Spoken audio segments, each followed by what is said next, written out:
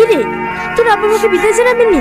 বাপ, আমার মেয়েটাকে একটু দেখো। ঘরে একটা এসিও নাই, এত গরমে কি থাকতে পারা যায়? অসহ্য। তুমি বসো, আমি পাশের ঘর থেকে একটা টেবিল ফ্যান নিয়ে আসি। থাক, তোমাকে আর দরদ দেখাতে হবে না, আমি আব্বাকে ফোন করছি। হ্যাঁ মা বল। আমি এখানে গরমে থাকতে পারছি না, তোমরা কিছু একটা ব্যবস্থা করো। এখন আমি আবার কি করব? মেয়েটা গরমে থাকতে পারছে না, আর কি করবো মানে?